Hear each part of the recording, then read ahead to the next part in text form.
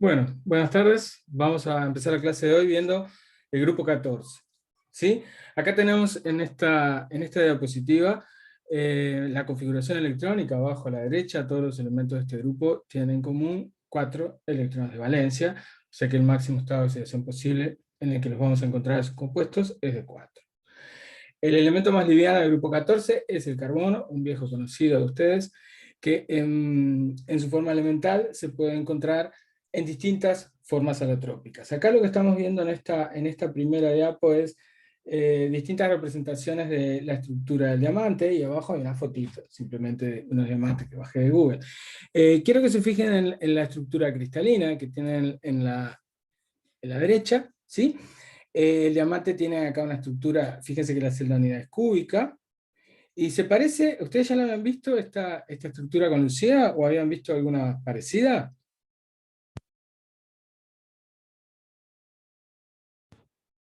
¿Sí?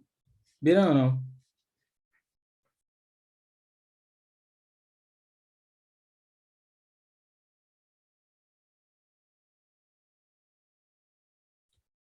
No estoy, si me están hablando, no los estoy escuchando.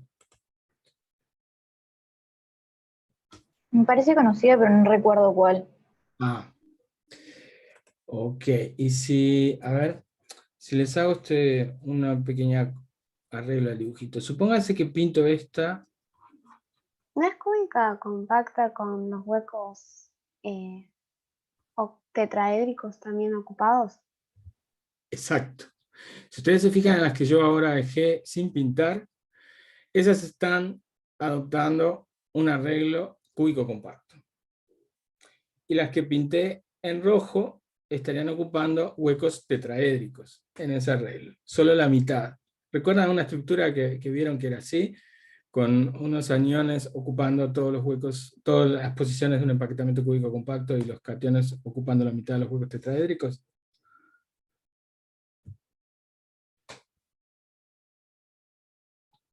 Era la estructura que llamamos blenda de zinc. Muchas veces se dice que el diamante tiene estructura de blenda, o que la blenda tiene estructura de diamante. Sí, lo que están queriendo decir es que la posición de los centros es equivalente. La diferencia entre la blenda y el diamante es que en el diamante todas las posiciones están ocupadas por átomos iguales. ¿Sí? Pero fíjense que acá lo más importante de ver es que los átomos de carbono están unidos a 4 vecinos, o sea, solo forman 4 enlaces. Quiero recordarles una vez más la diferencia que tiene esta estructura con un empaquetamiento compacto. En un empaquetamiento compacto, ¿cuál es el índice de coordinación de cada una de las esferas?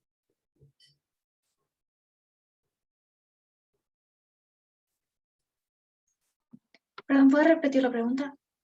Sí. 12.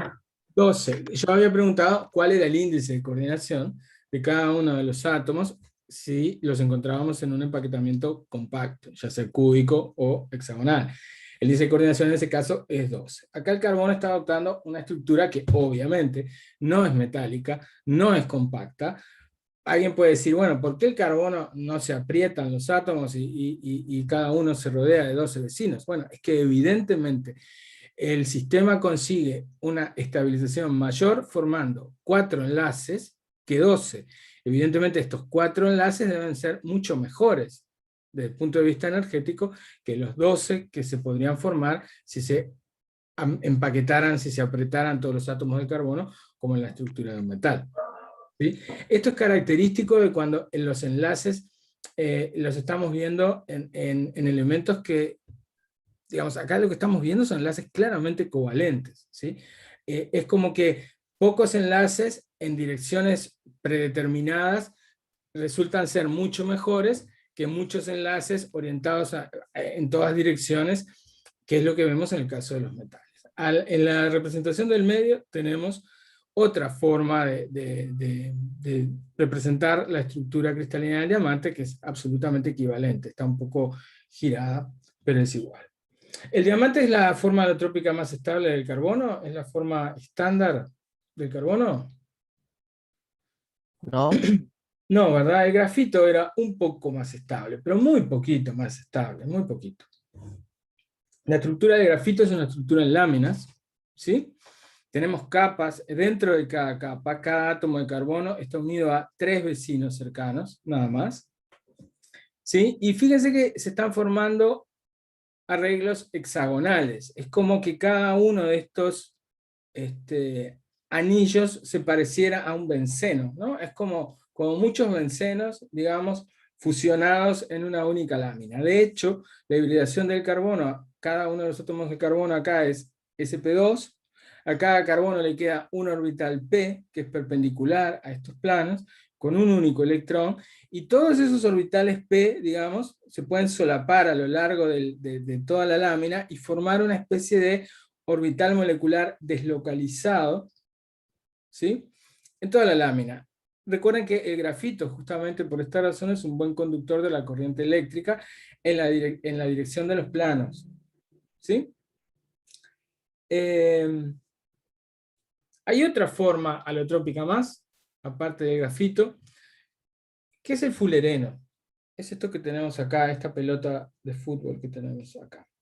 Fíjense que tenemos átomos de carbono que forman algunos anillos de 6 y algunos anillos de 5, de modo de que esto se va curvando y se puede cerrar. Ese es el fulereno más pequeño, que tiene 60 átomos de carbono. Hay otras estructuras con un número mayor de átomos de carbono, cambiando un poquito el tipo de polígonos que se forman. Quiero que noten que acá no hay un hidrógeno pegado del lado de afuera a los carbonos, solo hay átomos de carbono, ¿sí?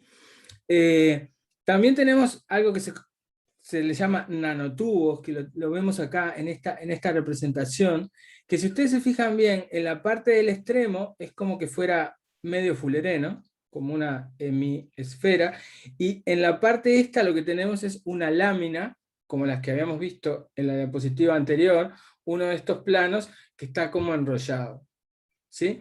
Estas láminas en el grafito se pueden separar, ¿sí? De hecho, una lámina aislada es lo que se conoce como grafeno. Capaz que lo escucharon alguna vez hablar de grafeno.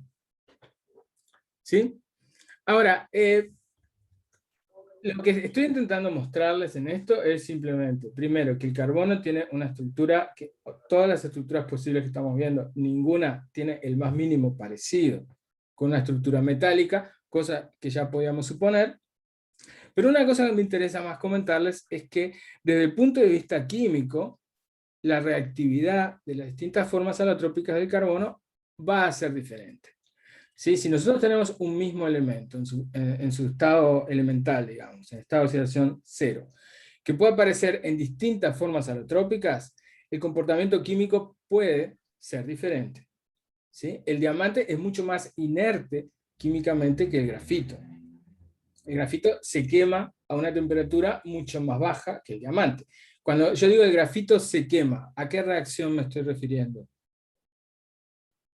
A la combustión. A la combustión, a la reacción con oxígeno, que va a dar, obviamente, una reacción con oxígeno me tiene que dar un óxido, dióxido de carbono o monóxido de carbono, lo que sea, dependiendo de la cantidad de oxígeno disponible. ¿Sí? Y del mismo modo con otros reactivos. ¿Sí? El grafito es bastante más reactivo que el diamante. Y a su vez, los fulerenos y el grafeno suele ser un poco más estable, un poco más reactivo a su vez, quiero decir, que el grafito. ¿Sí? Vamos a ver este patrón, digamos, también en otros elementos del bloque P no metálicos que tienen muchas formas alotrópicas diferentes. ¿Qué pasa cuando bajamos en el grupo? El elemento que sigue es el silicio. El silicio en realidad tiene una única forma alotrópica estable con estructura de diamante. No se conoce silicio con estructura de grafito. De hecho, ninguno de los elementos que vienen por debajo del carbono en el grupo 14, ninguno tiene estructura de grafito. ¿Sí? Es como que la estructura de grafito es bastante particular, bastante especial del carbono. El germanio, por ejemplo, que está bajo el silicio, también, otra vez, solo lo vamos a encontrar con estructura de diamante. Ahora, ¿qué vamos a esperar? ¿Qué esperaríamos nosotros ver a medida que descendemos en el grupo? ¿Esperamos encontrar algún cambio en las estructuras? ¿O esperamos no encontrar nada? ¿O si hay algún cambio, qué tipo de cambio esperaríamos? un comportamiento más metálico. Claro, nosotros sabemos que cuando bajamos en un grupo esperamos ver un aumento en el carácter metálico, y eso se tiene que manifestar de distintas maneras. Desde el punto de vista de las estructuras, lo que nosotros esperamos ver es que probablemente al bajar en el grupo empiecen a aparecer las estructuras que nosotros asociamos con un metal típico, como un empaquetamiento compacto, por ejemplo. Y eso es lo que terminamos observando en el caso del plomo. El plomo no tiene estructura de diamante, ¿sí? Y la forma más estable tiene un empaquetamiento cúbico compacto. En el caso del estaño es donde observamos una transición más evidente, porque el estaño aparece en dos formas alotrópicas relativamente estables, cerca de temperatura ambiente. Una es la forma alfa, que tiene una estructura de diamante, que es estable, creo que por abajo de 8 grados, una cosa así. Y la forma tetragonal, que se conoce como estaño gris, que en realidad se parece la estructura como a una cúbica simple distorsionada, por decirlo de alguna manera. O sea, cada átomo de estaño, en vez de estar rodeado de 4 vecinos, como sería el caso en la forma alfa, de diamante, cada átomo de estaño en la forma beta está rodeado de 6 vecinos. Es como que la forma beta empieza a parecerse más a algo metálico, simplemente porque está aumentando el número de coordinación de los átomos. ¿Sí?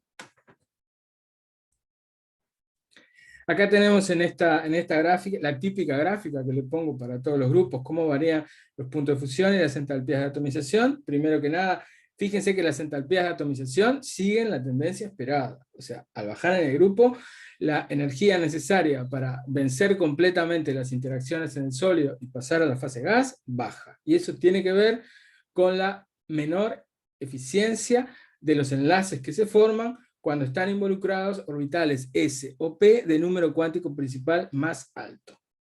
¿Está? Bajamos en el grupo, la calidad de los enlaces cuando involucra orbitales S o P es menor y el detalle de atomización baja. Nada nuevo. Si nos queremos fijar en las temperaturas de fusión, porque nos da curiosidad, lo que vemos es que hasta el estaño hay una tendencia clara a bajar.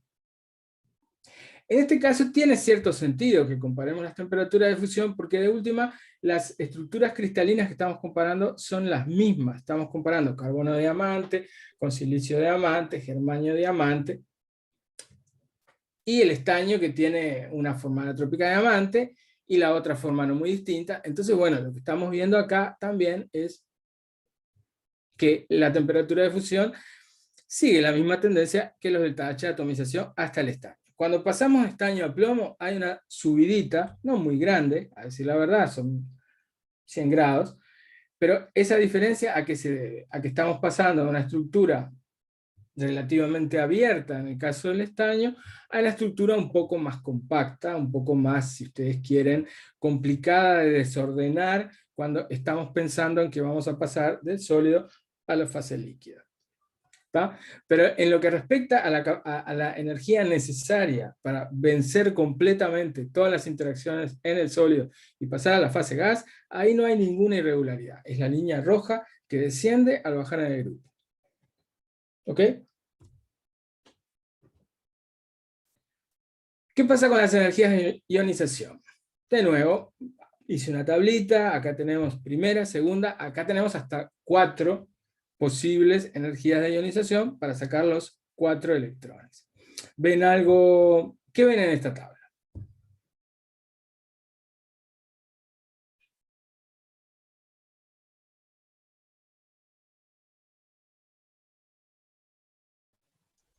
Hasta la tercera energía de iniciación es como que las multiplicamos por 2, pero en la última en realidad crece menos.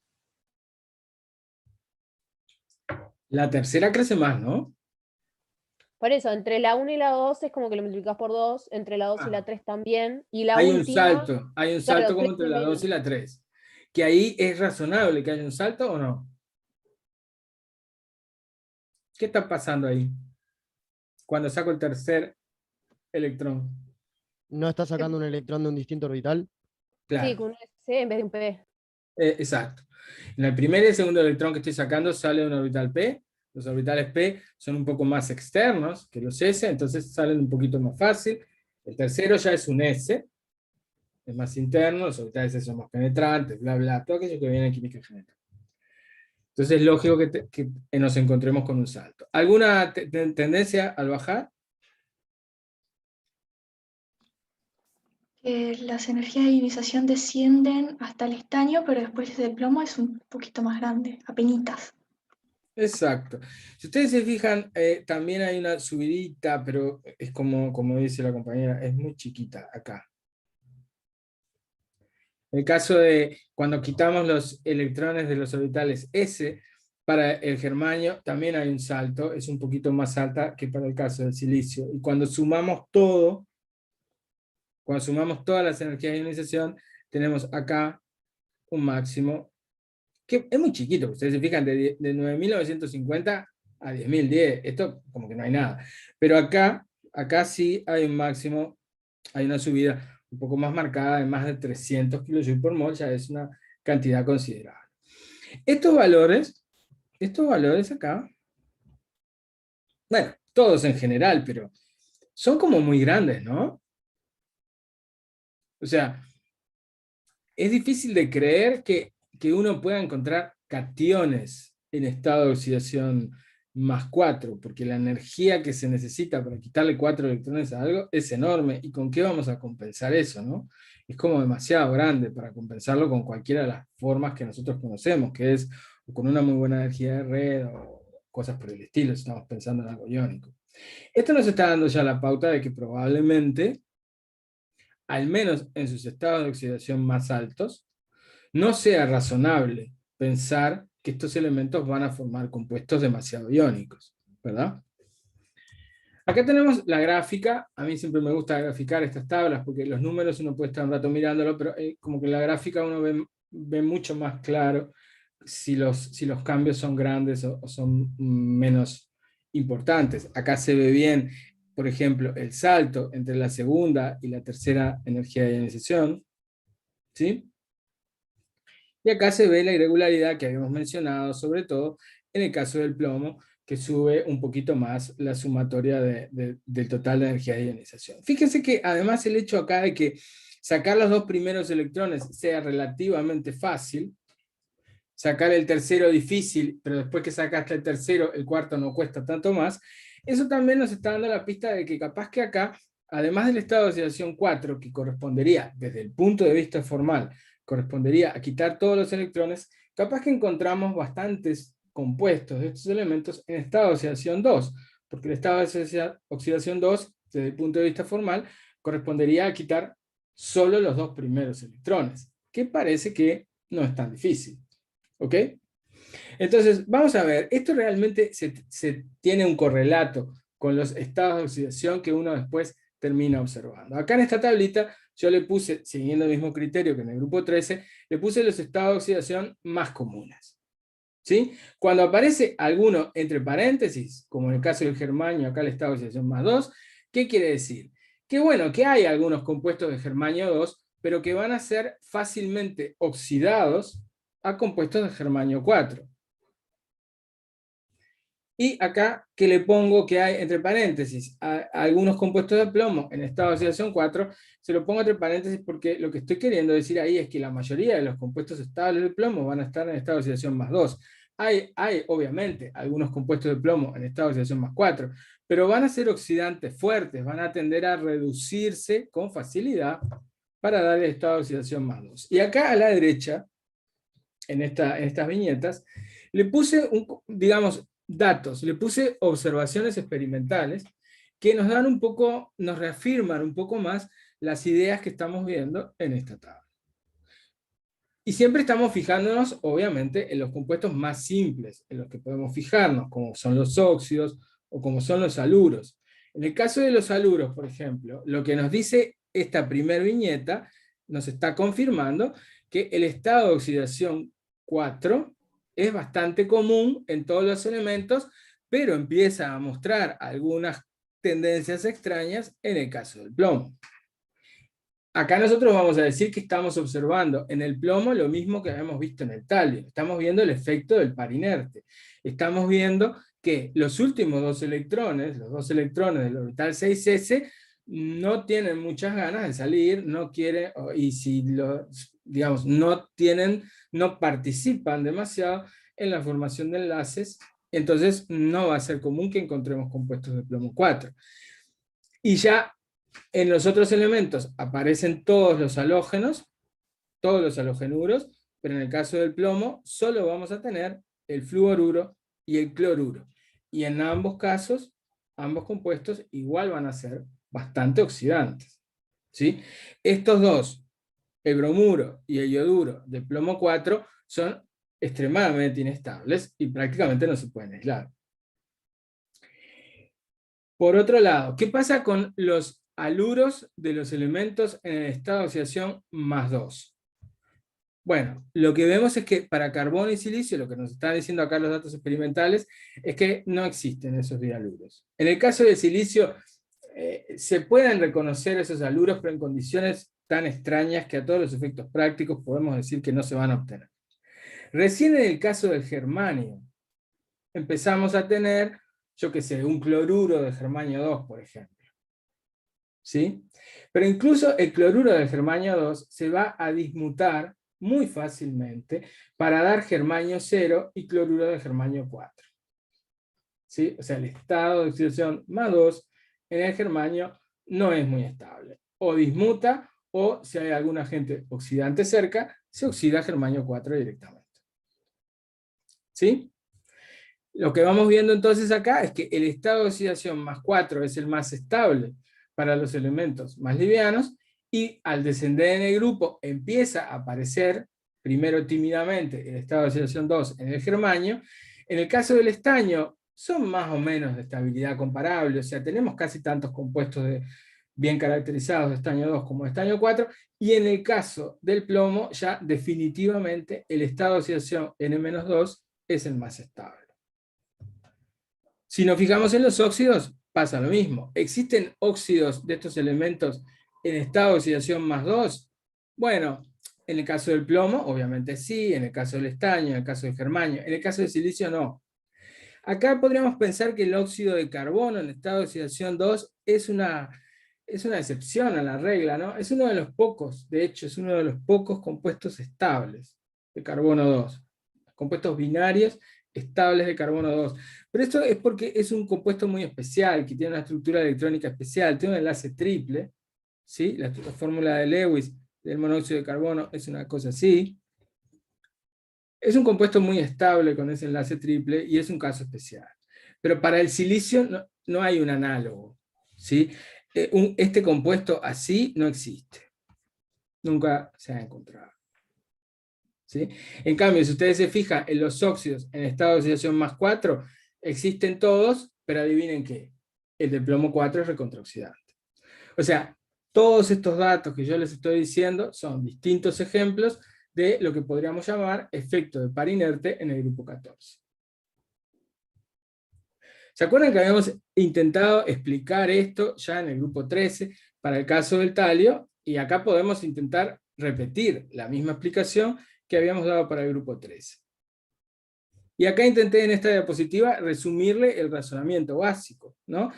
Si pensamos que se va a formar un compuesto, un haluro, por ejemplo, del elemento en estado de oxidación más 4, y si suponemos que este compuesto de acá es iónico, ¿sí? ¿Cuáles serían las etapas que tendríamos que plantear en un ciclo para ver si ese compuesto es estable o no es estable, o cómo varía la estabilidad al descender en el grupo? Lo primero que tenemos que hacer es obtener los cationes en fase gaseosa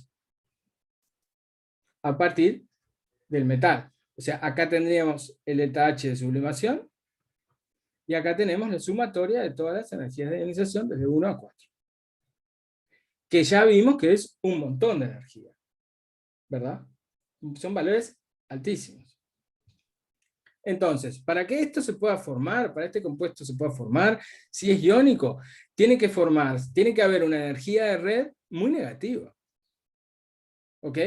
Ahora, en el caso de los elementos más pesados, en el caso particular del plomo, la energía de red de un compuesto hipotético iónico de plomo 4 nunca puede ser muy negativa. ¿Por qué? Porque el plomo es muy grande. Acuérdense que la energía de red, ¿sí?, era proporcional, teníamos acá el radio del plomo.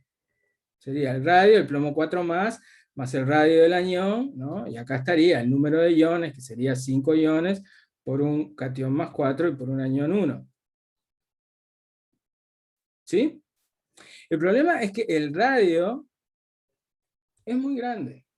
Entonces la energía reticular nunca puede ser muy negativa y nunca va a poder compensar todo el gasto energético enorme que representa para el plomo, sublimarlo y después sacarle 4 electrones.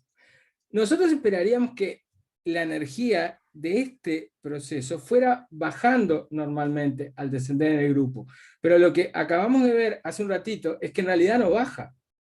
Pega una subida incluso en el caso del plomo.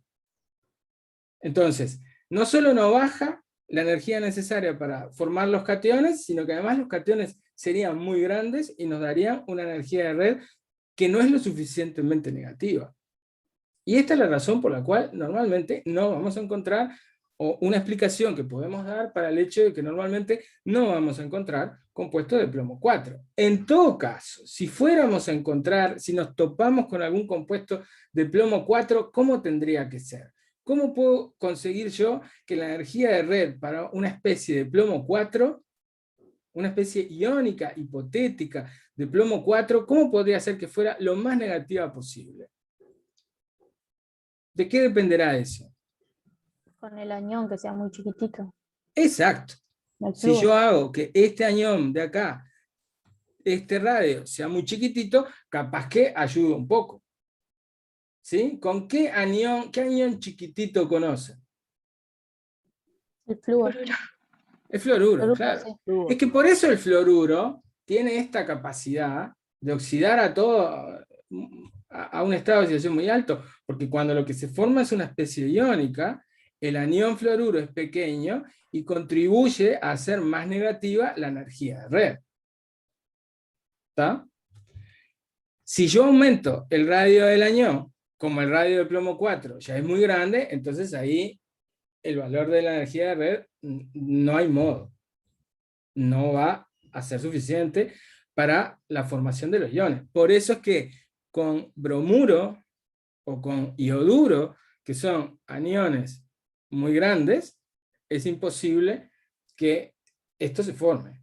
Y por eso es que esos compuestos, bromuro o ioduro de plomo 4, no los vamos a tener. No pueden ser estables. ¿Se entiende este razonamiento? Sí. Obvio que para el talio 3 podríamos hacer el mismo, ¿no?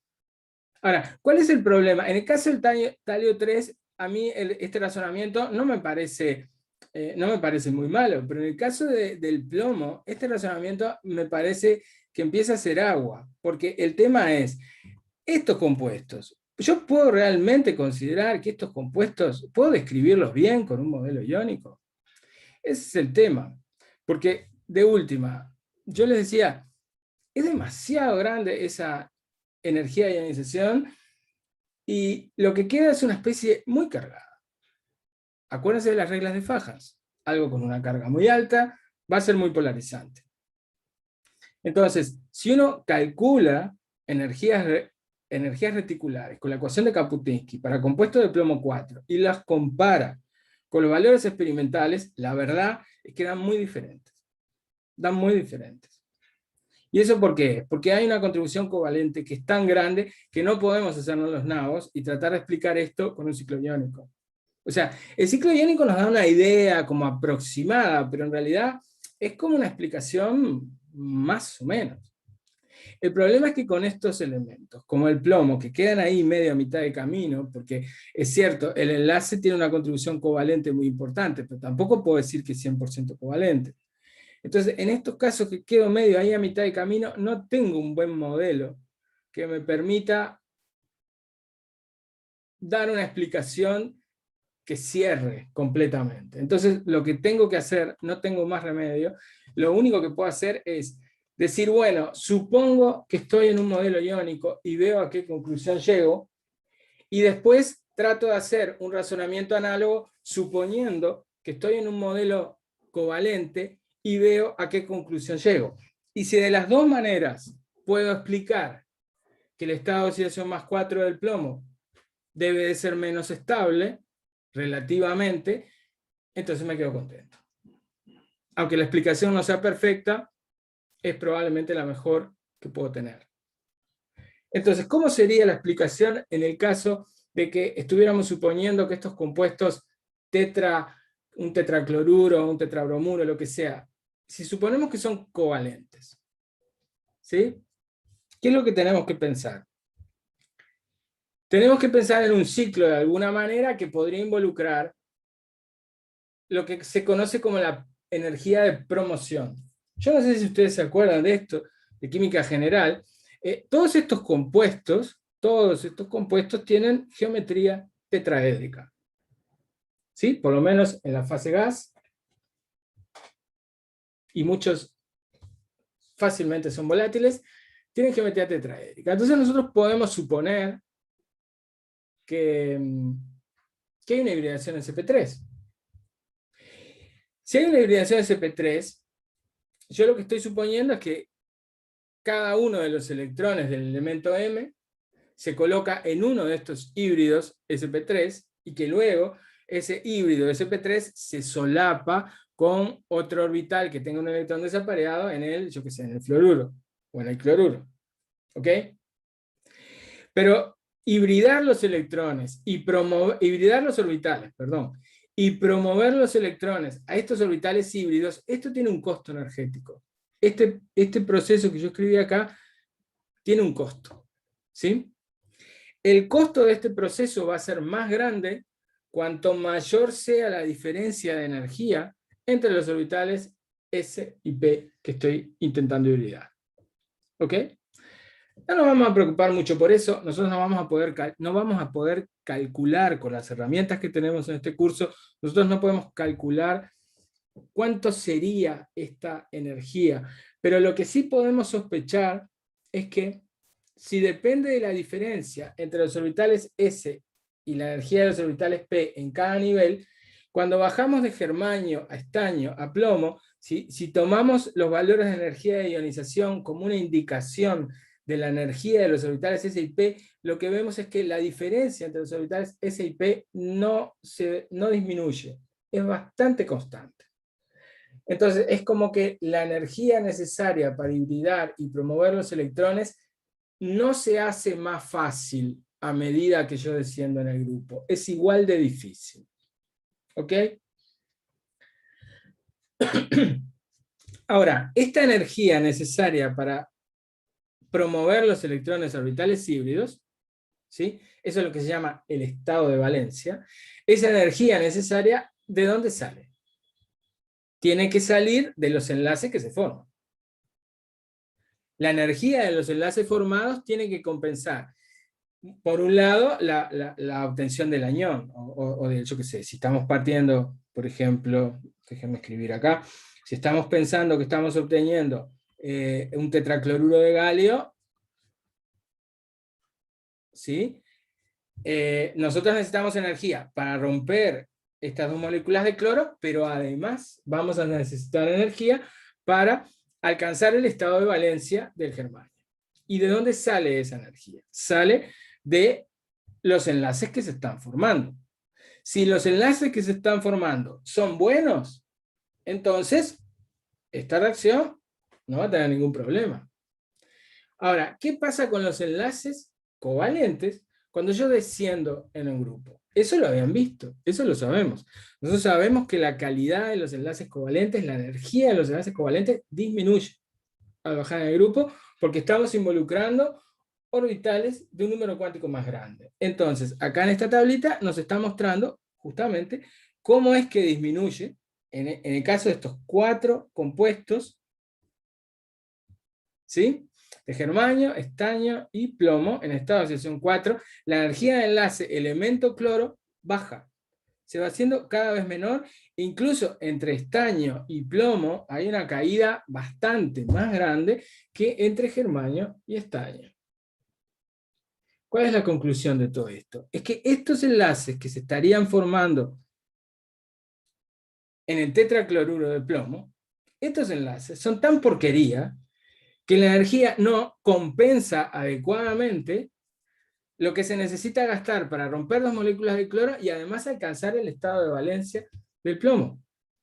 O alcanza apenas. Entonces, de nuevo, si lo miro desde un punto de vista covalente, ¿cuáles de estas especies van a ser más estables para el caso del plomo 4? Cuando el plomo se una, ¿a qué otro elemento, por ejemplo?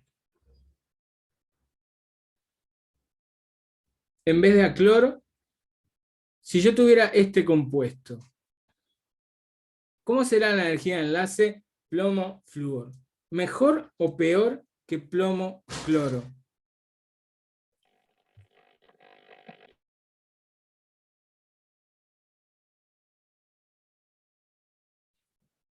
O no tengo audio, o ustedes no tienen audio, o se me durmieron. Va a ser mejor, ¿no? Tiene que ser mejor, claro, exactamente. Porque los orbitales que está usando el flúor son orbitales del nivel cuántico 2, son orbitales menos difusos que los orbitales que usa el cloro, y por lo tanto ese solapamiento va a ser mejor. Entonces, de nuevo el flúor. ¿Sí? Si lo vemos desde un punto de vista iónico, el flúor es genial para estabilizar estados de oxidación altos, porque las energías de red que forma son más negativas, porque el fluoruro es un anión chiquito.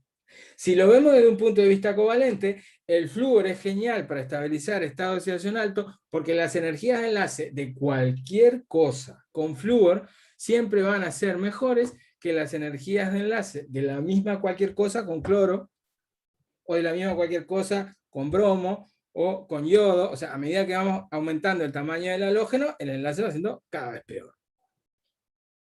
Por eso es que el flúor tiene esa capacidad de estabilizar los estados de oxidación altos, de cualquier elemento, en cualquier clase de compuesto, sea iónico o sea covalente. Bueno, por eso el flúor es un buen oxidante. Estoy diciendo lo mismo. ¿Ok? ¿Se entiende esto? Sí. Ok, Entiendo. seguimos para adelante. Una Acá pregunta. Perdón, ¿alguien preguntó algo? ¿Podés volver a la diapositiva anterior, no a la otra, un segundo, por favor? Ahí está, A la otra. ahí está. Gracias. ¿Qué no habías entendido acá? Listo, gracias. No, me había faltado anotar algo, gracias. Ah, bárbaro. Bien, siguiendo con esto, ¿sí? Acá lo que estoy planteando es algo parecido a lo que había planteado en el grupo 13, o sea, fijarme en cómo sería el cambio de entalpía para esta reacción en la que el compuesto en estado de oxidación 2, ¿sí?, se oxida con una molécula de halógeno y pasamos al estado de oxidación 4. Lo habíamos visto en el caso de aluminio y talio, con cloruro y con fluoruro, a ver cómo daba, no sé qué. Evidentemente, esta reacción se tiene que hacer menos favorable cuando yo desciendo en el grupo, ¿verdad?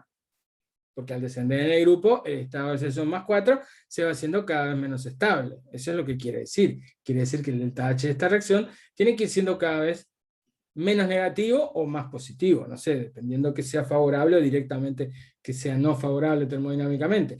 Entonces, si yo quiero plantear este ciclo, lo único que quería comentarles con esta diapositiva es que se fijen que acá no puedo ahora, después de todo lo que dije, plantear un ciclo iónico. Acá tengo que plantear un ciclo covalente.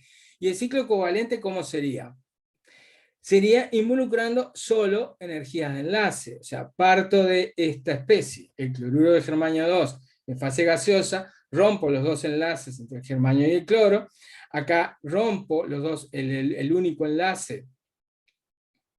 No, acá no rompo nada todavía. Este enlace cloro-cloro lo rompo en esta etapa de acá abajo, ¿sí?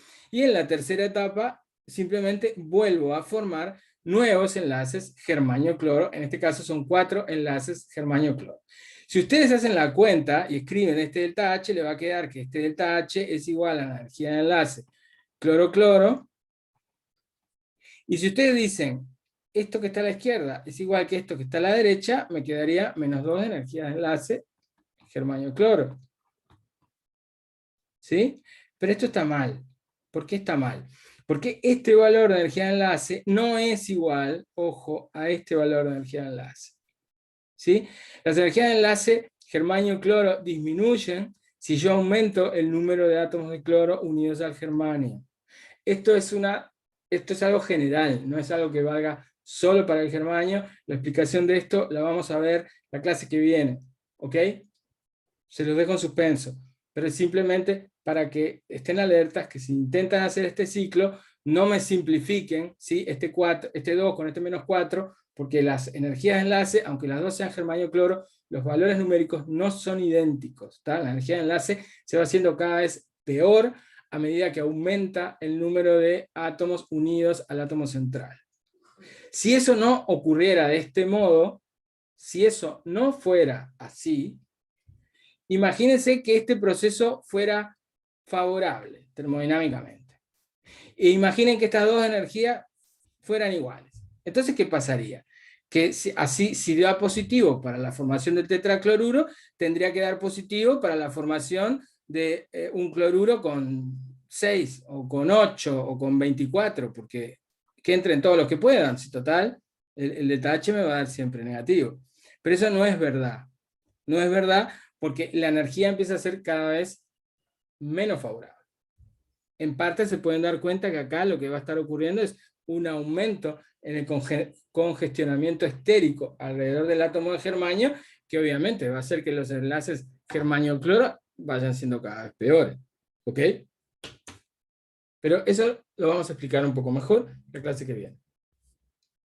Aparte de los estados de oxidación más 2 y más 4, ¿hay algunos otros estados de oxidación? Bueno, sí, obviamente, siempre hay algunos otros casos con otros estados de oxidación. Por ejemplo, el metano, si ustedes hacen la cuenta con las reglas, le va a dar que el metano es menos 4, no más 4. ¿Por qué? Porque como el carbono es un poco más electronegativo que el hidrógeno, acá lo que estamos asumiendo es que el estado de oxidación del hidrógeno es más 1 en lugar de menos 1. Alguien puede decir, esto es medio arbitrario, pero bueno, esas son las reglas, el carbono es menos 4. En el etano, por ejemplo, siguiendo el mismo criterio, si ustedes suman todo para que le dé 0, cada carbono tiene que ser menos 3. Ahora, químicamente, ¿cuál es la diferencia entre un carbono acá y el carbono en el metano? ¿Hay mucha diferencia desde el punto de vista químico? No. No. Lo importante, de hecho, los químicos orgánicos nunca están calculando el estado de oxidación de los átomos de carbono. ¿Por qué nunca lo están calculando? Porque no da mucha información, porque lo importante en la química del carbono es recordar que el carbono siempre forma 4 enlaces, la valencia es 4, más allá del estado de oxidación. Pero lo que estamos viendo acá, de un estado de oxidación que parece ser raro para el carbono, porque es ¿por qué menos 3? Es simplemente una consecuencia de que cuando yo estoy teniendo enlaces entre el mismo elemento, el estado de oxidación me podía dar cualquier cosa. Era como los compuestos de galio que vimos al final de la clase pasada, que había un enlace galio-galio, entonces el estado de oxidación del galio, ustedes sacaban la cuenta y le daba que era más 2. Bueno, siempre que hay enlaces de los átomos del elemento consigo mismos, los estados de oxidación pueden dar números fantasía, pero eso no nos importa. ¿Está? Cuando nosotros decimos que los estados de oxidación son fundamentalmente más 4 y más 2, nos estamos refiriendo a los compuestos binarios en donde no estamos teniendo enlaces elemento-elemento. Si los tenemos, cambia, como acá el ejemplo de esta cosa con estaño, que si ustedes se fijan, este compuesto, ¿no? Parece, miren qué parecido que es con esto. Es lo que tiene, estar en el mismo grupo hace que los elementos formen compuestos, o puedan formar, al menos en teoría, compuestos parecidos. ¿Sí? Vamos a ver un poquito de reacciones, como siempre. ¿Qué sabemos del carbono? Creo que el carbono no reacciona, escrito así, es rarísimo. ¿No reacciona con quién? ¿No reacciona cómo? ¿Dónde? ¿Cuándo? El carbono no reacciona con agua, quise poner, me faltó ahí. No reacciona con agua, no se disuelve, no importa si el pH es ácido, si el pH es básico, si el pH es neutro, si caliento el agua un poquito, no importa, el carbono no reacciona, o sea que si a ustedes se le cae un lápiz adentro de un balde con agua, la mina del lápiz, el grafito del lápiz, se pueden quedar tranquilos que no va a reaccionar, pueden sacar el lápiz, lo secan y siguen escribiendo. Ahora, a medida que bajamos en el grupo, la reactividad de los elementos va en aumento. El silicio, por ejemplo, el silicio en estado de oxidación 0 es medio ácido, no reacciona, con agua pura no reacciona, pero, si ustedes lo calientan en una solución alcalina, por ejemplo, el óxido de sodio, se va a disolver y va a reducir el agua a hidrógeno. Fíjense que si se está oxidando el silicio, alguien se tiene que reducir, y alguien, si estamos hablando de agua, es el agua. Y se está liberando hidrógeno, que es lo que pasa siempre que se nos reduce el agua. ¿Sí? La única cosa nueva que vemos acá, que no habíamos visto antes, es esto. ¿Qué nombre le podemos dar a esto?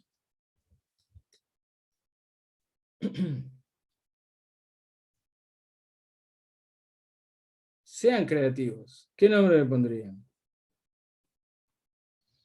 Tetróxido o algo así. Tetraóxido, silicio. Al lado del silicio en la tabla periódica a la derecha que hay, que no me acuerdo. Aluminio. No, a la derecha, esa es la izquierda. La otra a la derecha. Fósforo. Al lado del fósforo que había. Azufre. Azufre. Y cloro. Y cloro. ¿No es como el sulfato, pero con silicio, silicato? Opa, silicato, ahí va. Genial. Perclorato, sulfato, fosfato, Sulfato, silicato. claro. ¿Qué son todos estos, cómo se llaman todos estos iones? En forma genérica, ¿no? ¿Qué tipo? Poliatómicos. ¿Poliatómicos? No, muchachos. O sea, son poliatómicos, sí, pero ese no es un nombre que defina nada, ¿no? Yo te digo, tengo un ion poliatómico, puede ser cualquier cosa. ¿Que alguien dijo otra cosa? Oxoaniones, exactamente. Estos se conocen como oxoaniones, y la formación de oxoaniones es característica de ¿qué clases de elementos en la tabla periódica? ¿Metales? Metales, justamente no. Ninguno de estos es un metal. Ni silicio, ni fósforo, ni azufre, ni cloro. Los no metales, en solución acuosa, en sus estados de oxidación más altos posibles, forman siempre oxoaniones o alguna otra cosa que se derive de estos oxoaniones. Fíjense que acá el estado de oxidación del silicio es 4, acá el del fósforo es 5, el del azufre es 6 y el del cloro es 7. En estos oxoaniones que yo escribí acá. ¿Qué pasaba con los metales? Cuando yo tenía un metal en agua, ¿sí? ¿Qué tenía? Tenía un catión hidratado. Podía estar rodeado de moléculas de agua. A veces, si el catión tenía una carga muy alta, capaz que alguna de las moléculas de agua se desprotonaba un poquito y teníamos un acuocatión ácido. Pero cuando tenemos no metales en sus estados de oxidación más altos posibles, en contacto con agua, nunca se van a formar cationes, ni acuocationes. ¿Sí? Lo que se va a formar son oxoaniones, siempre. Recuerden que una de las definiciones del metal decía, bueno, los metales tienen tendencia a formar cationes, los no metales no. Acá estamos viendo que no, pero además estamos viendo a qué cosa es que tienen tendencia, no sé, creo que armé mal la oración, qué cosa tienen tendencia a formar estos no metales. Forman oxoaniones. Desde el punto de vista químico, estos oxoaniones, ¿cómo se comportarán? O como, si uno los mira así, ¿no? Mira la fórmula nomás, y no sabe mucho, uno, ¿qué podría decir? ¿Qué reacción química se puede imaginar que pueden dar? Una bien chota. Un ácido. Se pueden protonar. Exacto, se pueden protonar. De hecho, ustedes conocen algunos de los ácidos conjugados que se pueden formar, ¿no? Entonces el ácido perclórico, esto se agarra 2 protones, es el ácido sulfúrico.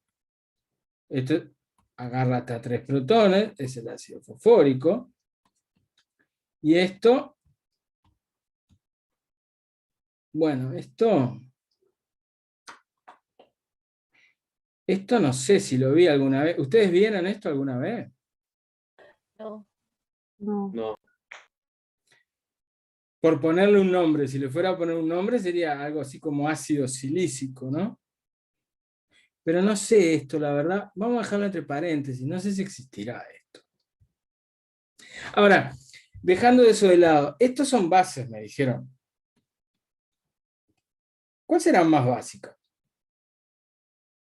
¿Habrá alguna tendencia que yo pueda darme cuenta? Entre estos 4 compuestos, ¿cuál será más básico?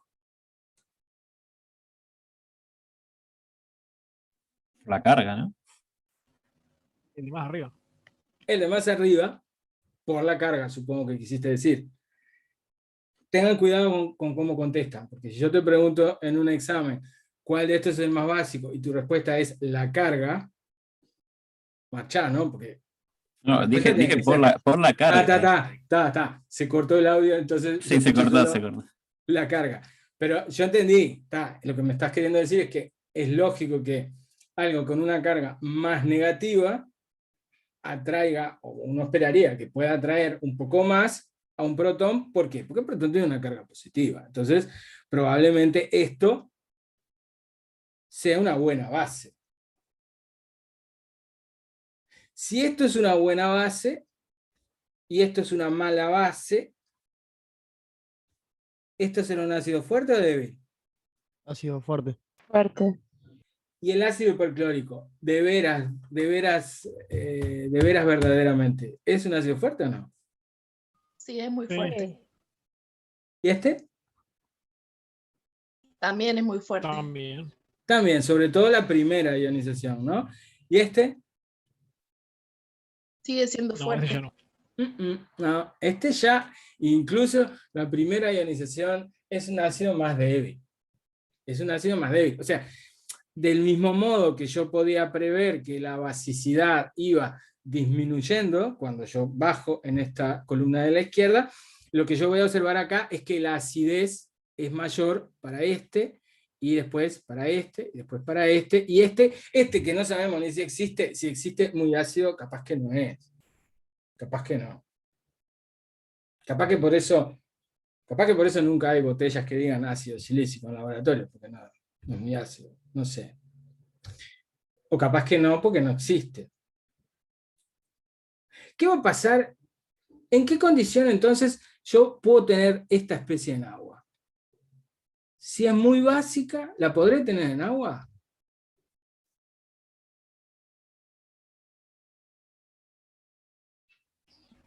No dice eso la reacción. ¿Cómo? No dice eso, que si pones silicio en medio básico reacciona para dar silicato. Bueno, pero viste que a veces yo pongo cosas simplificadas y después las empiezo a complicar.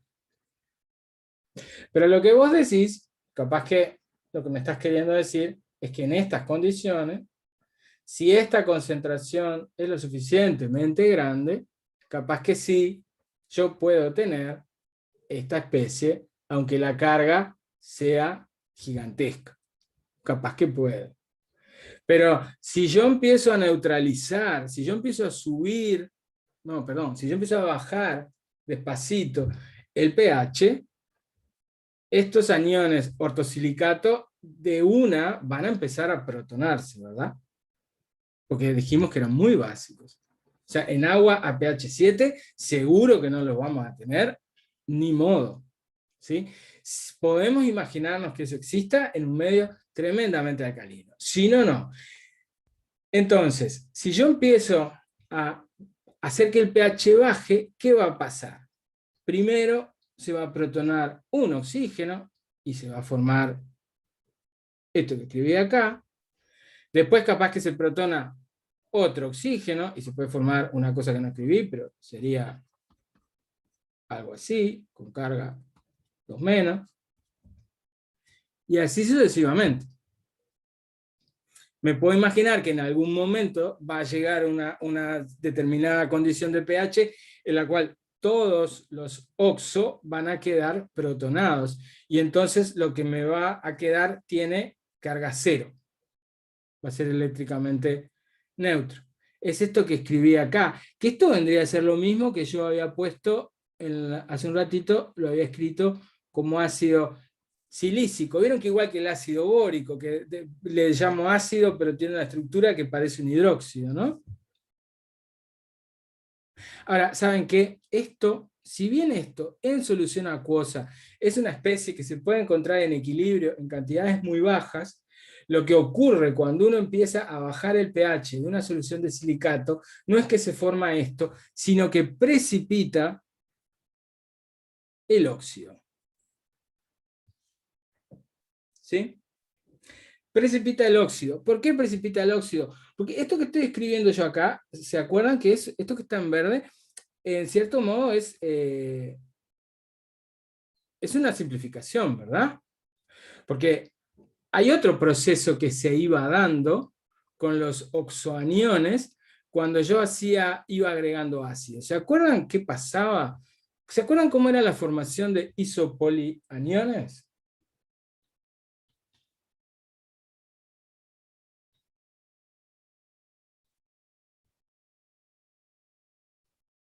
A ver, hagan memoria. Se condensaban y se Ah, liberaba agua. exacto. Exacto. Se empezaban a pegotear. ¿Sí? Esto que dibujé acá, esta esquemita, esta fórmula que dibujé acá en rojo, viene siendo esta de acá, ¿verdad? ¿Sí? Entonces, esta especie, que fue lo primero que se formó cuando se protonó el ortosilicato, esta especie puede hacer más de una cosa. Una cosa que puede hacer, la obvia, la cosa más boba que puede hacer, es protonarse una vez más, y nos da lo de arriba. Pero también puede pasar que este oxígeno con carga negativa ataque acá, ¿sí? Y que esto se vaya para acá, y esto se queda con este hidrógeno de acá. Entonces, se va una molécula de agua, y lo que obtengo es una cosa así.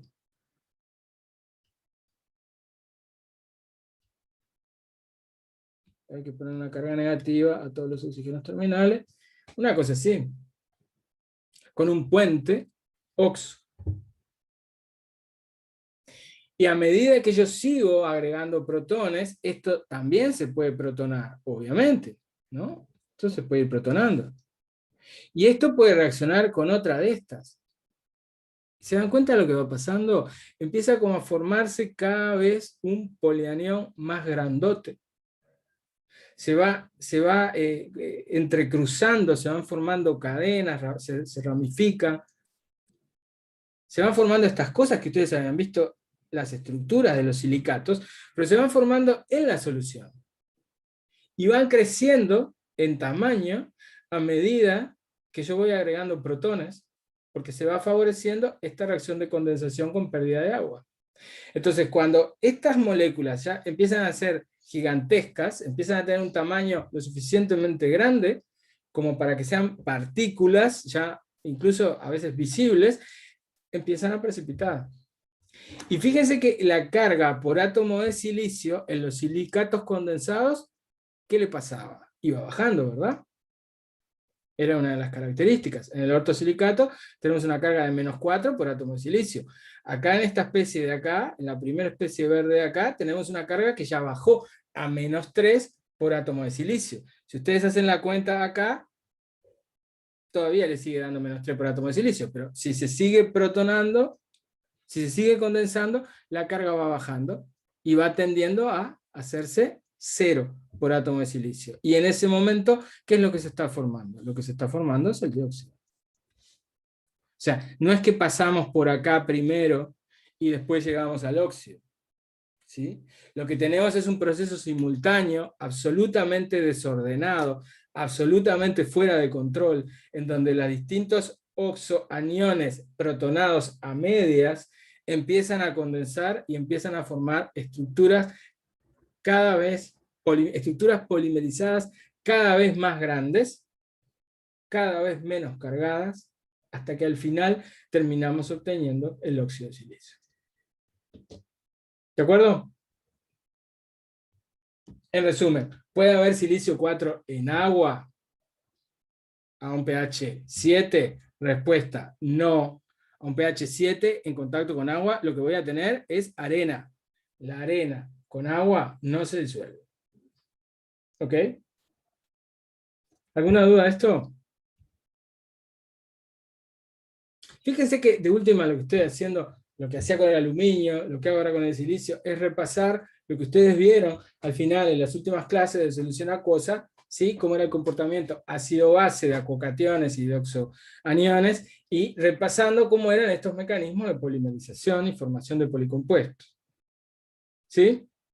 Por eso les decía, es importante que no den por olvidado lo que estudiaron para el primer parcial. ¿Sí? Todo lo que vimos en el primer hemisemestre lo estamos viendo una y otra vez a medida que vamos concentrándonos específicamente en las propiedades de los distintos elementos. ¿Sí? ¿Qué pasa cuando yo bajo en la tabla? Estuve mucho rato con el silicio. ¿Qué pasa cuando bajo? El germanio, por ejemplo. El germanio ya se comporta diferente. El germanio no reacciona, no se disuelve con agua, obviamente, no reacciona con álcalis, pero el germanio ya empieza a parecerse a ¿qué? ¿Qué tipo de elementos conocían ustedes que reaccionaban en un medio ácido y lo reducían formando hidrógeno?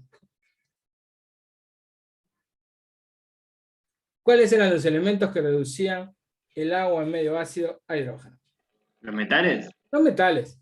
Acá el germanio está empezando a comportarse como un metal. Exactamente. ¿Sí? Pero, ¿cómo está el germanio ahí? ¿De veras existirá algo con carga más 4 rodeado de moléculas de agua? No, muy cargado. Muy cargado. ¿Esto será soluble?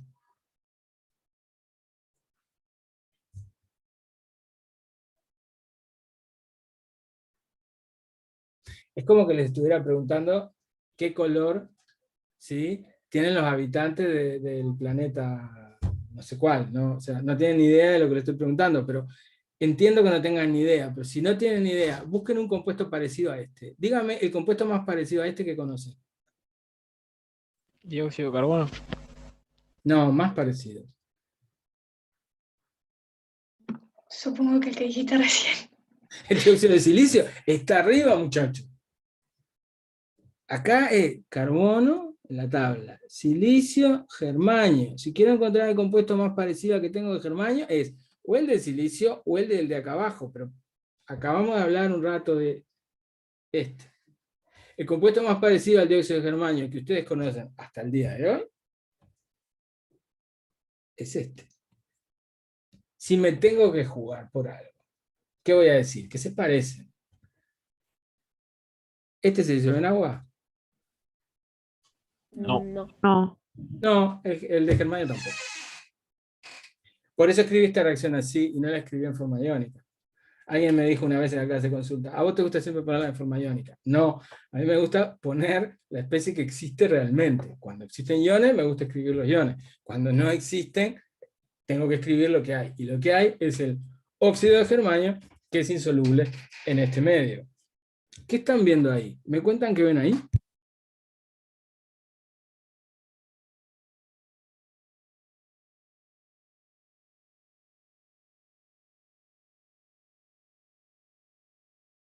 Que en medio ácido sí se disuelve. ¿Cómo clasificábamos a los ácidos que a los óxidos que se disolvían en un ácido?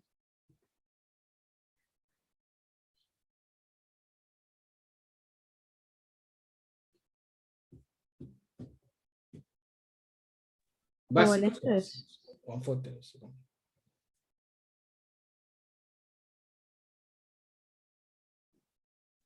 A ver, nuestro criterio era, si un óxido se disuelve en un ácido, decimos que era básico, ¿no? ¿No era así? Y los óxidos básicos eran característicos ¿de quién? ¿De los metales o de los no metales? De los metales. De nuevo, acá, ¿qué es lo que estoy viendo? Simplemente que el germanio, por lo menos en este tipo de situaciones, se comporta más parecido a un metal. O sea que tenemos carbono y silicio como los no metales del grupo, y de germanio para abajo vamos a tener un comportamiento metálico.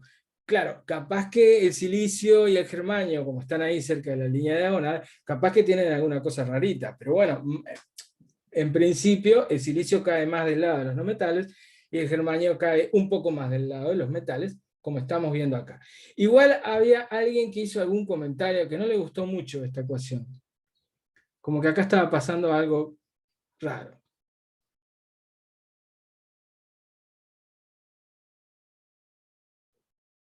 ¿Qué tiene de raro esta ecuación?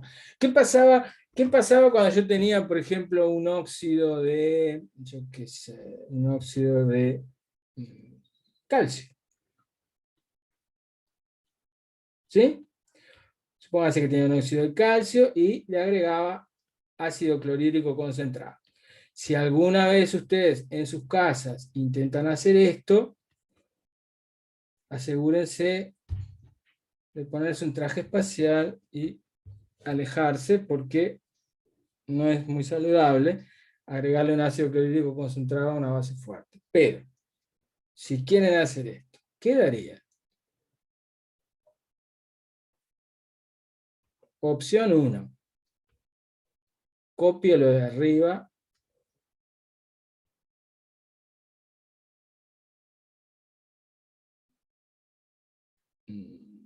Por acá me queda acá, no sé qué. Y el oxígeno me queda como agua. Y bueno, no lo estoy igualando, o sea que los protones te los dejo. Esta sería una opción. ¿Vieron esto alguna vez? No. No, ¿no lo vieron? Porque no hay. No tenemos eso. No hay más. ¿Qué daba esto? El hidróxido. No, si estoy en un medio ácido, desconfío. Si estoy en un medio Cloruro de calcio, ¿no? El calcio cloruro es de malo. calcio. ¿Pero el cloruro de calcio es soluble en agua? Sí. Sí. Sí, entonces, nada, entonces como dicen, a Raúl le gusta escribirlo de forma iónica. Esto es lo que da. Más agua. ¿No? Estos oxo, con los protones que había por ahí, dan agua. ¿Por qué con el germanio no pasa lo mismo?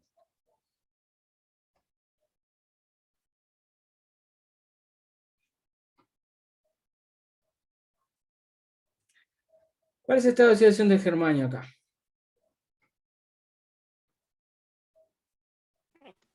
Más Más 4. 4. El problema es justamente ese. No puedo ni pensar en escribir esto. Esto, no tengo germanio como acuo complejo. Entonces, la única posibilidad de que un germanio 4 se me disuelva en un medio acuoso, si no puede formar un acuo catión, es que esté formando algún complejo, algún compuesto de coordinación. ¿Con quién? Con algún ligando que ande en la vuelta. ¿Y acá cuál es el único ligando que anda en la vuelta? El cloruro. Entonces se prende a los cloruros, ¿sí? Y esta especie es soluble, ¿sí? Normalmente una condición para que el complejo sea soluble es que sea cargado. Si el complejo es neutro, la solubilidad es discutible. Puede ser un complejo cargado e insoluble, eso puede pasar. Pero para que sea soluble, vamos a suponer que tiene que tener carga. Positiva o negativa, pero que tiene que tener carga.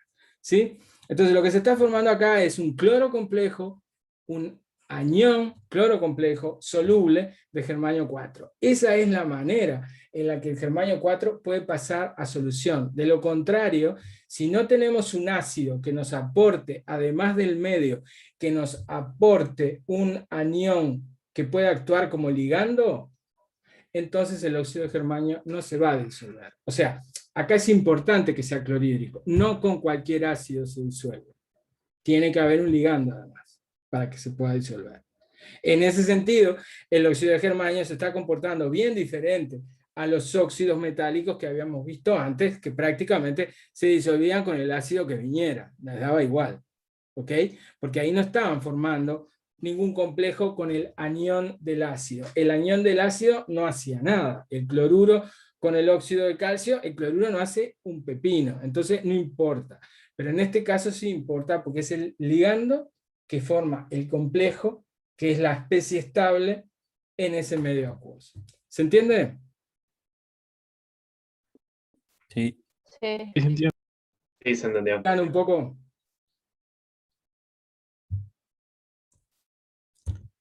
¿Qué pasa con los de más abajo? El estaño. Habíamos dicho, eran medios metálicos estos elementos, esperamos que reduzca en un medio ácido, que reduzca el agua, y lo que observamos es que efectivamente eso pasa. El estaño, acá tengo como ejemplo con clorhídrico concentrado, reduce el agua a hidrógeno. ¿Y a qué se oxida? ¿Cuál es el estado de oxidación del estaño en la primera ecuación? Más 2. Más 2. Más 2. Más 2. Para escribirlo así, cloruro de estaño soluble.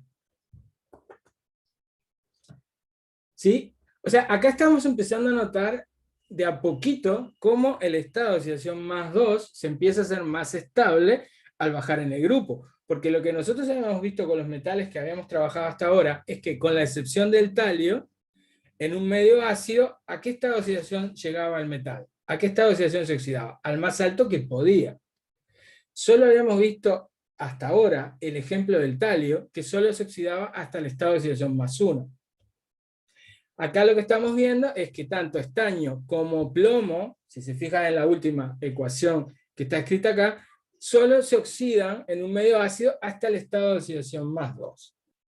¿Sí? Es como que el estado de oxidación más 4 ya va siendo más inestable. En el caso del estaño, igual es posible, con relativa facilidad, llegar al estado de oxidación más 4. Y la segunda ecuación que tienen ahí les está mostrando eso, les está mostrando una oxidación en un medio alcalino, donde se está reduciendo el agua a hidrógeno, y lo que se está formando, chachán,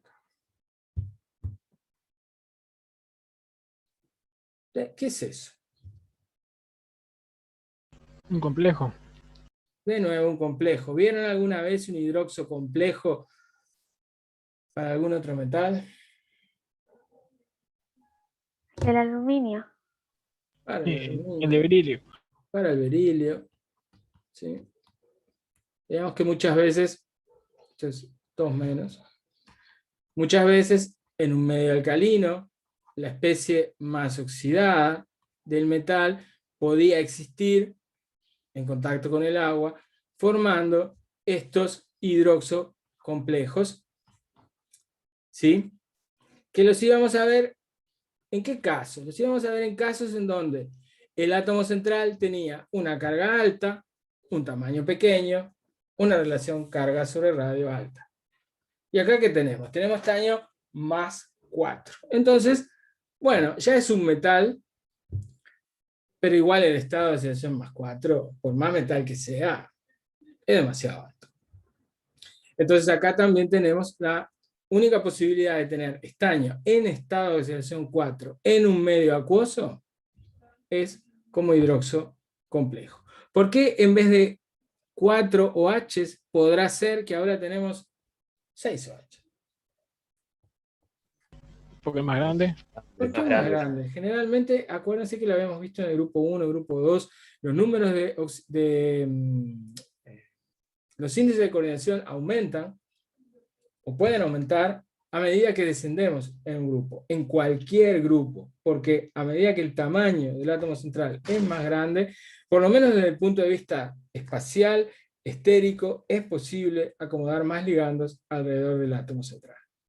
¿Sí? Y es lo que estamos viendo acá. ¿Por qué no escribí en forma iónica el cloruro de plomo? Bueno, porque es insoluble en agua.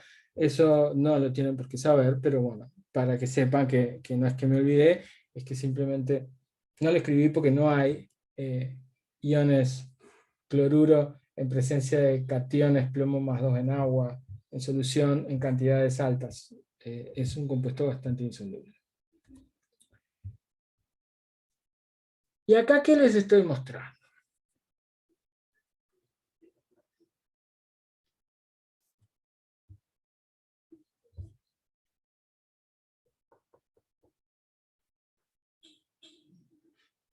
Que se puede formar un complejo.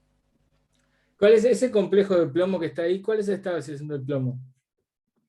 Más 4. Más El 4. mismo, No, se fueron al no, 1. el mismo No, que Es el de más arriba. 2. 2. Más 2. Es más 2. Es el mismo. Más 2 y más 2. En los dos se reduce, ¿no? Solvente a hidrógeno.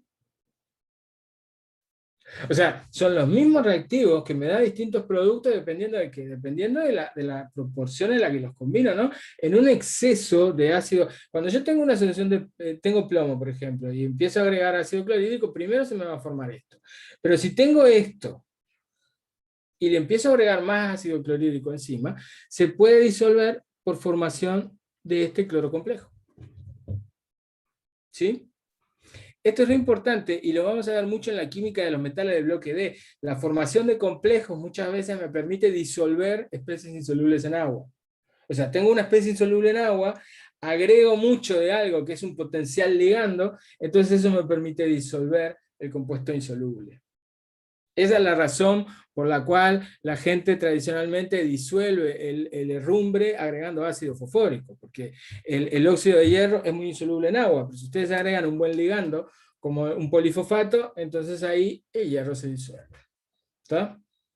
O sea, esto es bastante característico del comportamiento de los metales, la posibilidad de formar compuestos de coordinación lo suficientemente estables como para, en este caso, ser más estable que el sólido ese, que tendrá una energía reticular que vaya uno a saber cuánto, pero evidentemente el anión complejo es más estable.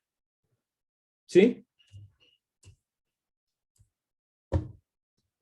Estuvimos hablando un rato de los óxidos, de reacciones que podíamos ver en los óxidos, pero no habíamos fijado en cuáles eran las estructuras, y acá en este primer recuadro, en esta primera sección, tenemos un dato de cómo son las estructuras de los óxidos de los distintos elementos.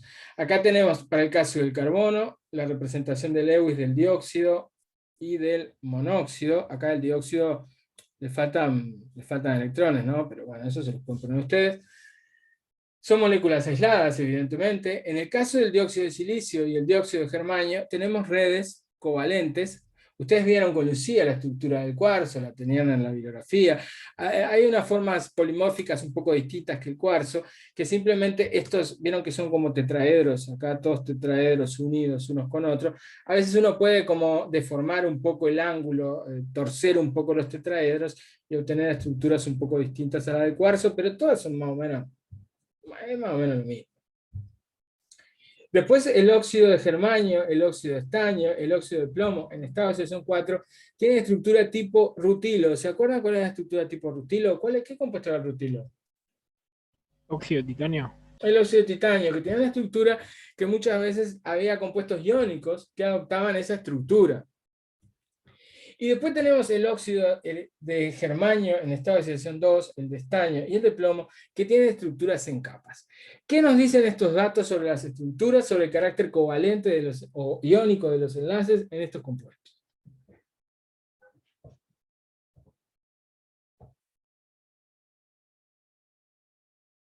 Los que son aislados son covalentes. Sin duda. Y las redes covalentes son covalentes. Y como su nombre indica. Medio, ¿cómo se dice? Polar.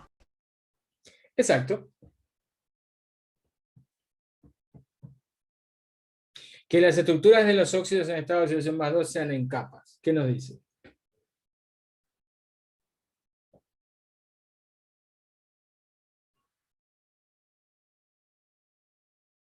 ¿Puede un compuesto muy iónico aparecer con una estructura en capas? ¿Y no? No.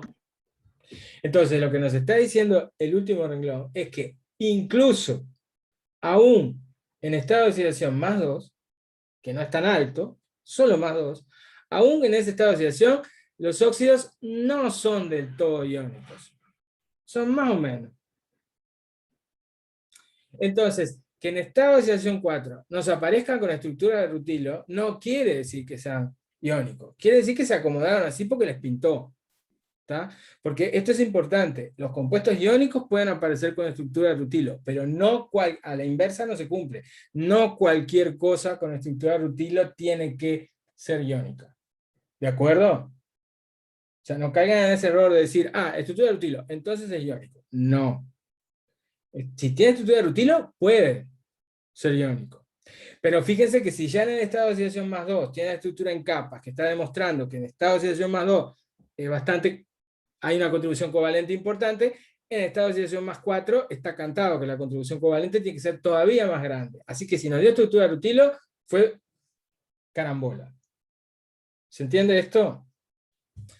Vamos a ver los oxoaniones. ¿Qué pasa con los oxoaniones? ¿Qué elementos del grupo 14, para cuáles elementos del grupo 14 vamos a ver que se pueden formar oxoaniones? ¿Para todos o solo para algunos?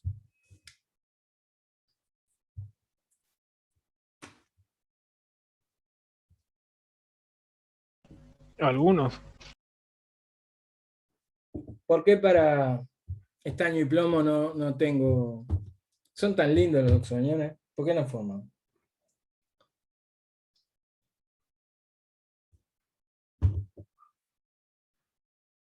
Recuerden, hasta por definición, los metales no se espera que formen oxoaniones. Los metales se espera que formen apocationes. ¿Quién forma oxoaniones? Los no metales generalmente. Después vamos a ver que en el bloque D se nos complica un poco el partido, pero en el bloque P uno espera que formen oxoaniones los no metales.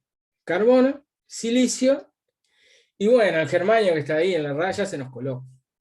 A veces parece más metal, pero a veces no se decide. Entonces, ¿qué oxoaniones tenemos? Carbonato, en el caso del carbono, lo tenemos acá, viejo conocido, no necesita mucho más explicación. Silicatos, estuvieron hablando largo y tendido de los silicatos, saben que son tetraedros, saben que se unen por los vértices, saben que son, o si no saben, se los recuerdo, solo pueden ser tetraedros. El silicio siempre está unido a 4 oxígenos. No hay otra posibilidad para los silicatos. En el caso de los germanatos, que uno diría, bueno, el germanio se debe parecer al silicio. Se parece, forma germanatos, forma muchos germanatos que se parecen al silicio, a los silicatos, pero algo raro tenía que tener. ¿Y qué es lo raro? Que las unidades, a veces son unidades tetraédricas como los silicatos, pero a veces también aparecen unidades en donde el germanio está unido a 5 o a 6 átomos de oxígeno, y ahí nos complica todo. No se estresen porque no vamos a hablar nada de los germanatos, simplemente les comento que tienen un parecido con el silicio, pero como siempre que vamos viendo la tabla periódica, los elementos que están cerca siempre se parecen, pero nunca terminan de ser iguales. ¿Sí? Y acá se parecen silicio y germanio, pero no son iguales. El germanio puede aparecer formando estas unidades con 5 o con 6 oxígenos unidos a él en los germanatos. ¿Sí? Y vamos a ver cómo se comportan desde el punto de vista ácido-base estos óxidos. El dióxido de carbono es un óxido ácido o básico. Ustedes dirán. Ácido. Básico. Pónganse de acuerdo. Básico porque acepta protones. Claro. Acepta protones. ¿En qué parte de todo esto están viendo eso? ¿Me ilustran? Me equivoqué, hidrógeno. Es raro eso que están diciendo, ¿no? A ver, ante la duda. Es un óxido de un no metal, ¿verdad? Era un no metal, el carbono. Sí. Los óxidos de los no metales, ¿cómo tenían que ser? Ácidos. Así que si usted lo mira y le parece que es básico, capaz que está metiendo la pata. Volvemos a la casilla número 1, ponemos otra ficha y jugamos de nuevo. ¿Por qué les pareció que era básico? Yo voy a decir que es ácido. ¿Por qué? Porque cuando reacciona con el agua se forma esto. Y esto es un ácido, porque esto es lo que se disocia a posteriori en protones y carbonato ácido o bicarbonato. Entonces va a dar un medio ácido. Esta es la razón por la cual el agua de lluvia, por ejemplo, aun si no existiera polución ambiental por óxido de nitrógeno, óxido de azufre, la existencia de dióxido de carbono en el aire, una pequeña cantidad del dióxido de carbono se disuelve en agua y eso hace que el pH del agua de lluvia o el agua destilada en el laboratorio sea un poquito ácida, entre 5 y 6 el pH. ¿Por qué decían que aceptaba un protón? O que agarraba hidrógeno. ¿Dónde dicen que o sea, en todo caso se agarra el OH entero, ¿no? O sea, ¿qué es lo que tienen indicado acá, no? Reacciona con una base directamente. Acá tenemos el esquema, el agua actúa como un nucleófilo sobre el átomo de carbono, que es la parte más positiva, dada la diferencia de electronegatividad entre carbono e hidrógeno, y lo que se está formando es este intermediario, ¿sí? Que este intermediario directamente puede protonarse, ¿no? Y dar el bicarbonato. Perdón, dibujé un carbono de más. Qué bestia.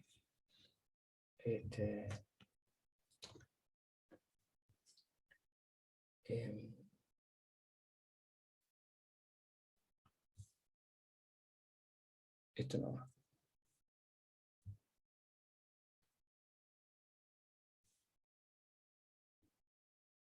Acá. H. ¿Sí? ¿Está claro esto? Lo que está pasando acá. O sea, el dióxido de carbono se comporta como un óxido ácido. ¿Por qué? Porque cuando se disuelve en agua, le cuesta un poco. No es que sea muy soluble, el dióxido de carbono en agua tiene una solubilidad baja en agua. Pero cuando se disuelve en agua, el pH que da es ácido. Le baja el pH al agua. ¿Por qué? Porque se forma ácido carbónico que se disocia, es un ácido débil, que se disocia parcialmente para dar protones más bicarbonato. La solubilidad del dióxido de carbono en agua es baja. ¿Sí? ¿Eso lo sabían? Como todo gas, ¿no? Bueno, sí. Podría decirse que como todo gas. Como todo gas que no reacciona con el agua. Sí, está bien. ¿Qué vemos acá abajo? Acá abajo simplemente lo que le puse fue que el monóxido de carbono, aunque uno podría esperar que fuera un ácido, en realidad es muy inerte. ¿Sí? ¿Se acuerdan que yo les decía, el monóxido de carbono tiene un enlace triple, es isoelectrónico con las moléculas de nitrógeno?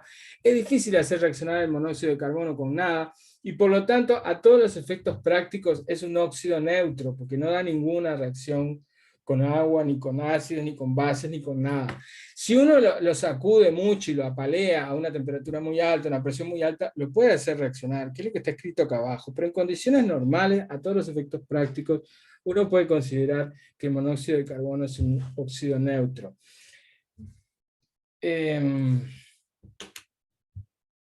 Voy a terminar con esta diapositiva, la clase de hoy, simplemente mostrándoles en estas primeras ecuaciones que el dióxido de silicio, un no metal, también da un óxido ácido. ¿Por qué digo que es ácido? En este caso no se disuelve en agua, ya lo sabemos, pero sí va a reaccionar o puede reaccionar con bases. Y acá tenemos tres situaciones diferentes. Una situación es, yo tengo arena y le agrego una solución de hidróxido de sodio acuosa. Y supóngase que caliento. Esta reacción se da. ¿Alguien probó alguna vez? Esto no ocurre. O sea, en teoría sí, la reacción se podría dar, pero es extremadamente lenta. De hecho, cuando uno tiene que almacenar soluciones muy alcalinas en el laboratorio, trata de no almacenarlas en envases de vidrio, porque el vidrio es un silicato basado en dióxido de silicio, y los iones OH de la solución atacan lentamente al vidrio a lo largo de las semanas, o a lo largo de los meses o los años. Es una reacción muy lenta. O sea, si alguien quiere disolver dióxido de silicio, jamás va a agregarle una solución de dióxido de sodio y calentarlo, pretendiendo que eso se disuelva en un tiempo razonable. Lo que sí se puede hacer es hacer reaccionar el dióxido de silicio con hidróxido de sodio sólido. ¿Sí? Se mezclan los dos sólidos en un crisol, en una cápsula, y se calienta el mango ahí con un mechero abajo, y ahí sí se produce una reacción que nos va a dar esto de acá. ¿Cómo me puedo acordar que me está dando esto de acá? ¿Qué son estas cosas de acá? Esto probablemente sea un silicato condensado. Y esto vendría a ser la fórmula de un ortosilicato. ¿Qué es lo que está pasando acá? Acá lo que está pasando es el camino opuesto a lo que yo le había escrito en el proceso de condensación, arrancando del ortosilicato y llegando al dióxido de silicio. Lo que veíamos era que ahí el ortosilicato se iba protonando, iba condensando y terminaba en el dióxido de silicio. Acá es como que está pasando lo opuesto al dióxido de silicio. Le estoy agregando una base, entonces lo que estoy haciendo es rompiéndolo, estoy yendo para atrás de alguna manera con la condensación, entonces tengo silicatos más abiertos o, dependiendo de la cantidad de base que yo ponga, puedo llegar a tener ortosilicatos. ¿Tá? Por eso acá dice una coma y dice puntos suspensivos, porque acá se puede obtener cualquier revuelto de silicatos condensados, dependiendo de cuáles son específicamente las condiciones de trabajo, dependiendo de la cantidad de soda, dependiendo del tiempo, de la temperatura, ¿sí? ¿Se entiende esto que estoy diciendo? ¿Dónde se fue el oxígeno? Este hidrógeno. Me está faltando hidrógeno en la derecha, socorro, ¿dónde está? ¿No se forma agua? Claro, se forma agua, exactamente. Que si estoy trabajando en una cápsula arriba del mechero a más de 1000 grados, nunca la ve.